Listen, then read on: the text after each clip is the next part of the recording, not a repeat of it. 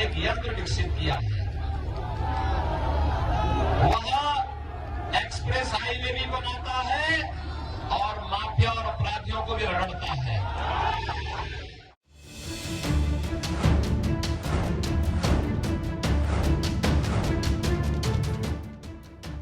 उत्तर प्रदेश के मुखिया योगी आदित्यनाथ के राज्य में बुलडोजर का किस कदर भौकाल बढ़ गया है, ये आप इस बात से समझ सकते हैं कि यूपी की सत्ता में प्रचंड बहुमत के साथ लौटने वाले योगी आदित्यनाथ की जीत के बाद राजधानी लखनऊ से लेकर देश के प्रधानमंत्री नरेंद्र मोदी के संसदीय क्षेत्र वाराणसी तक में दहाड़कर बुलडोजर रैलियां निकली।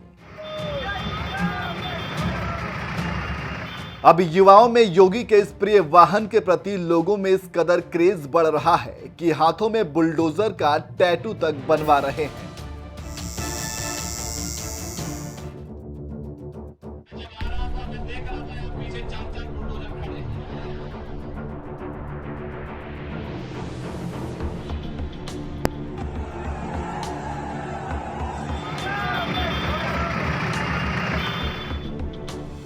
महादेव की काशी में किस कदर मोदी और योगी का जलवा है, ये आप इस बात से समझ सकते हैं कि जिले की 8 की 8 सीटें काशी वासियों ने बीजेपी की झोली में डाल दी। और फिर जिस काशी में बीजेपी का इतना भौकाल है, तो वहां भला बुलडोजर को लेकर क्रेज कैसे न रहता।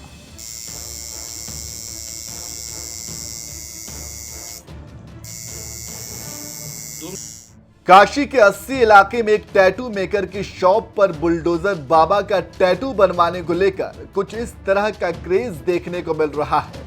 लोग हाथों पर बुलडोजर का टैटू बनवा रहे हैं, बुलडोजर बाबा भी लिखवा रहे हैं। जब से हमारे यशस्वी मुख्यमंत्री माननीय योगी का सरकार बना है, उन्होंने जितने गुंडे माफिया होते हैं सबके बुलडोजर चलवा दिया।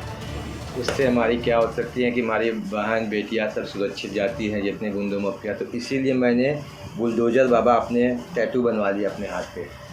तो क्या अब ये क्रेज बढ़ता जा रहा है लोगों के लिए? हाँ, ये आज बुलडोजर बाबा का क्रेज बढ़ता जा रहा है। पूरे यूपी में बुलडोजर बाबा के नाम से फेमस होते जा रहे हैं। तो आज आपने भी उसी पे बुलडोजर बनवाया? आज हमने भी बुलडोजर बाबा बनवा लिया है। मेरा टैटू बाबा के नाम से फेमस 80 घाट पे टैटू शॉप है अपना। अच्छा, आज हमने अभी आपके शॉप पर देखा है कि लोग बुलडोजर बनवा रहे हैं, तो कितना क्रेज चढ़ा है इस टैटू का? इस टाइम तो बहुत, जब से योगी बाबा आए हुए हैं, जब से इलेक्शन में जीते हुए हैं कल से, तब से क्रेज बढ़ गया है। तब से मैं आधा दर्जन के ऊपर बुलडोजर और बुलडोजर बाबा लिख रहा हूँ और बना रहा हूँ बुलडोजर।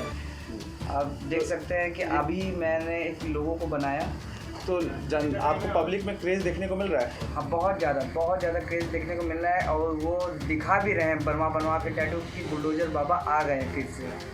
ठीक है, ये बुलडोजर बाबा कौन हैं, ये तो आप अच्छी तरह से जानते ही हैं। नहीं जानते हैं तो इन काशी वासियों की बुलंद आवाज खुद ही सुन लीजिए।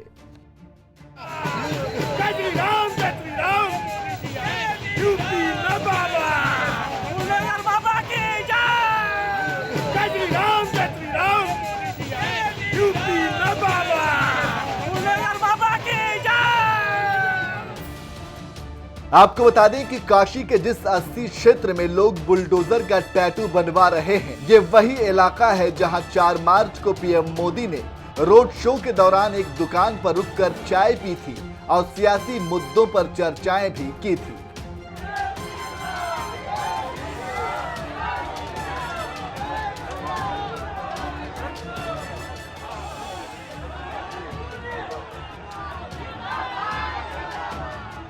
आपको बता दें कि पीएम मोदी के प्रचंड रोड शो के बाद काशी की जनता ने बीजेपी के लिए ऐसा प्यार लुटाया कि बनारस की सभी 8 सीटें योगी की झोली में डाल दी, जिसके दम पर बीजेपी अपनी सहयोगी पार्टियों के साथ मिलकर 273 सीटें जीत ले गई और अब जल्द ही योगी आदित्यनाथ दूसरी बार मुख्यमंत्री पद की शपथ लेंगे। बहरहाल योगी के बुलडोजर के प्रति इतना क्रेज देखकर आपका क्या कहना है, अपनी राय हमें कमेंट कर जरूर बताएं। और साथ ही 4 राज्यों में बीजेपी की जीत के बाद पीएम मोदी ने क्या कुछ कहा, आइए आपको सुनाते हैं। साथियों, आज एक और विषय में देश के लोगों के सामने रखना चाहता हूं। ये विषय है भ्रष्टाचार के खिलाफ कार्रवाई को रोकने की साजिश। आप मुझे बताइए साथियों, क्या भ्रष्टाचार के खिलाफ कार्रवाई होनी चाहिए कि नहीं होनी चाहिए? भ्रष्टाचार करने वालों पर कड़ी कार्रवाई होनी चाहिए कि नहीं होनी चाहिए? ये भ्रष्टाचार रूपी दिमाग देश में से नष्ट होनी चाहिए कि नहीं होनी चाहिए? साथियों,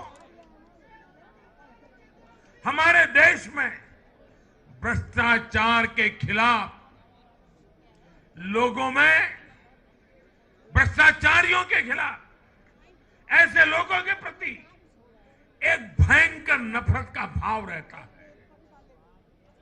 देश की गाढ़ी कमाई को लूटकर अपनी तिजोरी भरने की ये प्रवृत्ति कुछ लोगों की पहचान के साथ जुड़ गई है। भारतीय जनता पार्टी 2014 में एक ईमानदार सरकार का वायदा करके चुनाव जीती थी और हमारी ईमानदारी को देखकर 2019 में जनता ने हमें और ज्यादा आशीर्वाद दिया।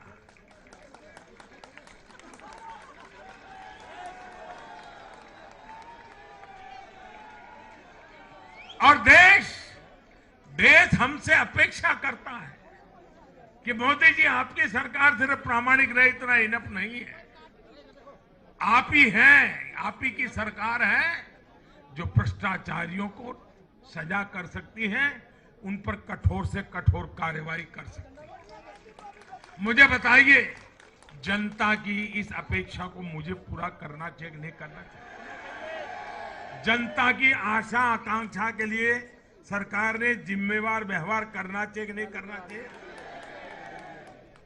लेकिन आज हम देख रहे हैं जो निष्पक्ष संस्थाएं, जो पूरी तरह इंडिपेंडेंट है, वे अगर भ्रष्टाचार के खिलाफ कार्रवाई करते हैं तो ये लोग और उनका पूरा इकोसिस्टम अब भ्रष्टाचारियों की रक्षा करने के लिए उन संस्थाओं को बदनाम करने के लिए मैदान में आ गए हैं।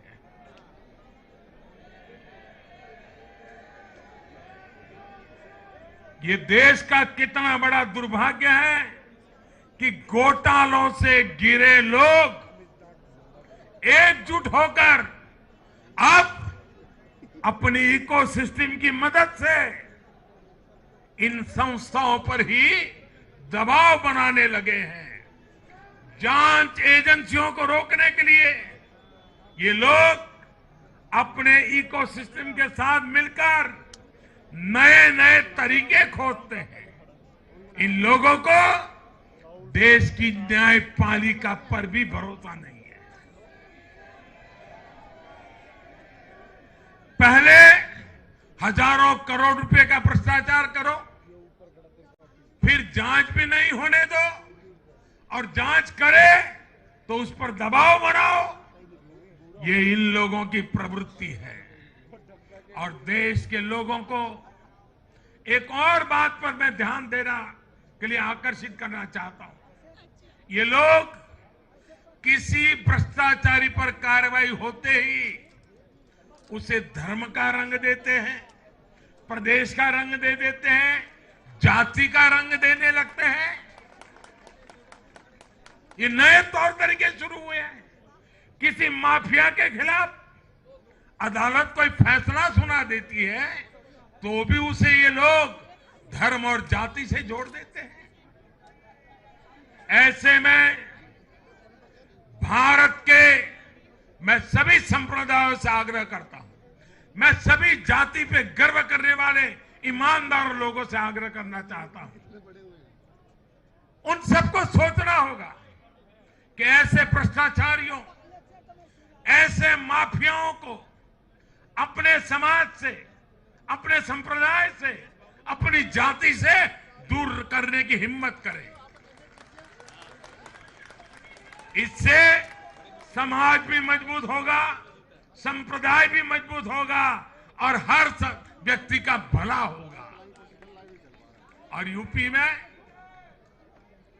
यूपी में हमारी विजय का एक कारण यह भी है कि वहां के लोगों ने कई दशकों से ऐसी राजनीति का बहुत नुकसान सहा है। मैं बनारस का सांसद होने के नाते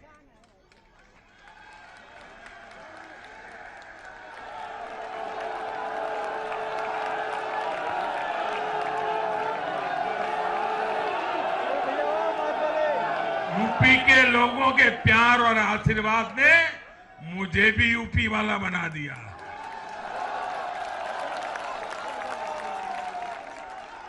मैं बनारस का सांसद होने के नाते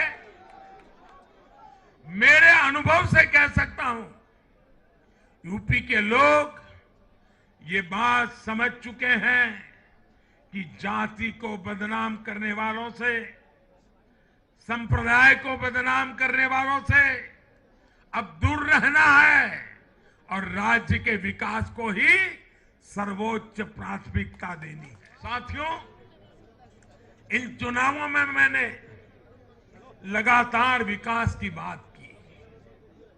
गरीबों को घर, गरीबों को राशन, वैक्सीन, आधुनिक इंफ्रास्ट्रक्चर, हर विषय पर भाजपा का विजन लोगों के सामने रखा। इसके साथ ही जिस एक बात पर मैंने सबसे ज्यादा चिंता जताई थी वो थी गौर परिवारवाद। मैंने राज्यों के लोगों को बताया कि कैसे मैं किसी परिवार के खिलाफ नहीं हूं, न ही मेरे किसी की व्यक्तिगत दुश्मनी है। मैं लोकतंत्र की चिंता करता हूं और मैं सभी ज्ञानियों को कहता हूं, जरा लोकतंत्र के तराजू पर इन चीजों को तोल के देखो।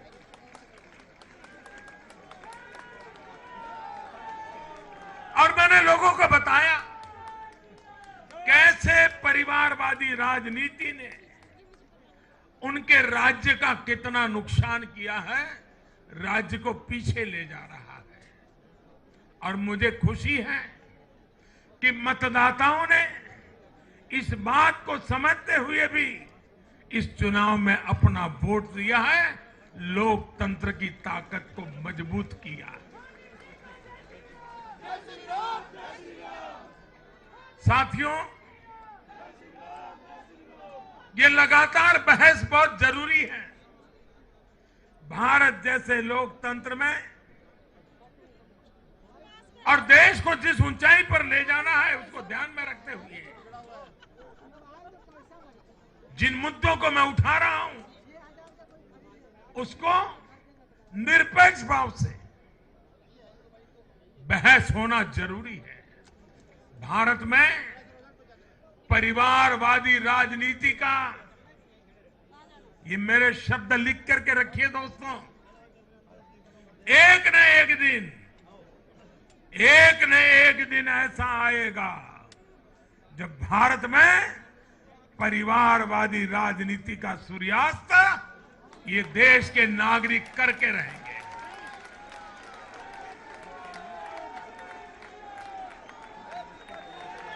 इस चुनाव में देश के मतदाताओं ने अपनी सूझबूझ का परिचय दिखाते हुए ये क्या होने वाला है इसका इशारा कर दिया है।